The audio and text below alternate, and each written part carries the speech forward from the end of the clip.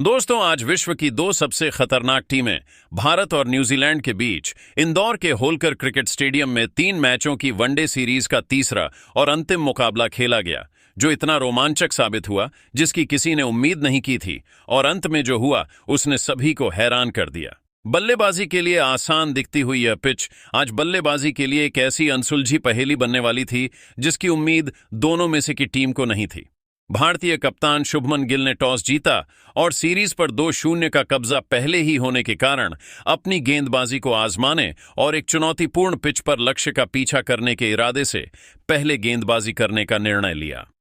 इंदौर के होलकर स्टेडियम में जब न्यूजीलैंड की पारी की शुरुआत करने के लिए डेवन कॉन्व और रचिन रविंद्र की सलामी जोड़ी मैदान पर उतरी तो पूरे स्टेडियम में भारतीय फैंस का जबरदस्त शोर गूंज रहा था।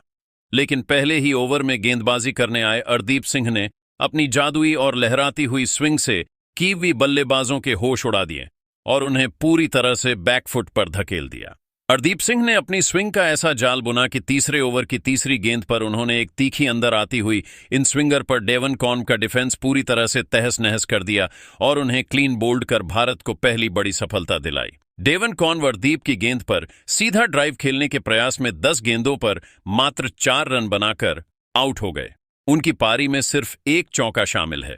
कॉर्न के जल्दी आउट होने के बाद अनुभवी केन विलियमसन क्रीज पर आए और उन्होंने अपनी क्लास दिखाते हुए पारी को संभालने की भरपूर कोशिश की, लेकिन चौथे ओवर में दोबारा गेंदबाजी करने आए। प्रसिद्ध कृष्णा ने अपनी अतिरिक्त उछाल और सटीक लाइन से विलियमसन की एकाग्रता को पूरी तरह भंग कर दिया। केन विलियमसन प्रसिद्ध की एक बाहर निकलती गेंद पर सीधा डिफेंस करने के प्रयास में 15 गेंदों पर 9 रन बनाकर आउट हो गए। उनकी पारी में एक शानदार चौका शामिल है। न्यूजीलैंड की टीम अब मात्र 20 रनों के मामूली योग पर अपने 2 सबसे अनुभवी और दिग्गज विकेट गंवाकर गहरे संकट के दलदल में पूरी तरह फंस चुकी थी और इंदौर के मैदान पर भारतीय स्पिनरों ने आते ही कीवी बल्लेबाजों पर अपना शिकंजा कसना शुरू कर दिया।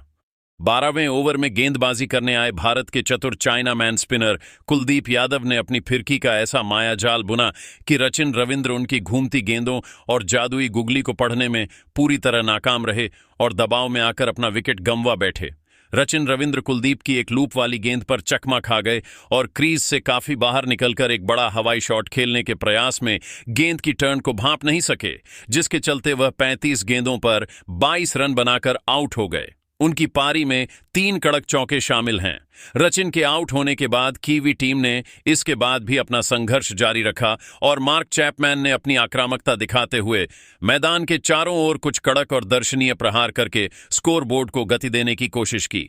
लेकिन भारतीय स्पिन आक्रमण आज उन्हें हाथ खोलने की आजादी नहीं दे रहा था।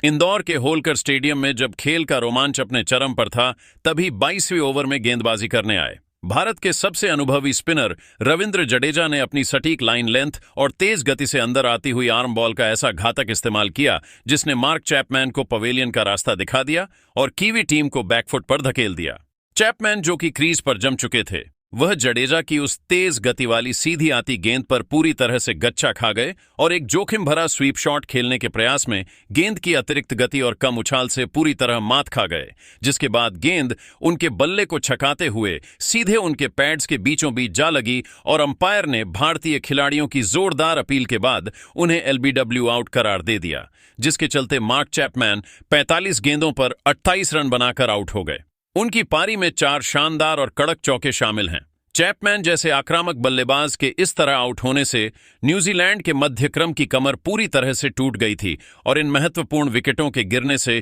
कीवी टीम की रणगति पर पूरी तरह लगाम लग गई थी, क्योंकि भारतीय गेंदबाज इंदौर की इस धीमी और टर्न होती पिच पर पूरी तरह से हावी नजर आ रहे थे। मैदान पर मौजूद बल्लेबाजों के लिए हर एक रन चुराना अब एक बड़ी चुनौती बन चुका था और भारतीय फील्डरों की मुस्तैदी ने कीवी बल्लेबाजों को एक एक रन के लिए कड़ी मशक्कत और संघर्ष करने पर मजबूर कर दिया था, जिससे दबाव अब पूरी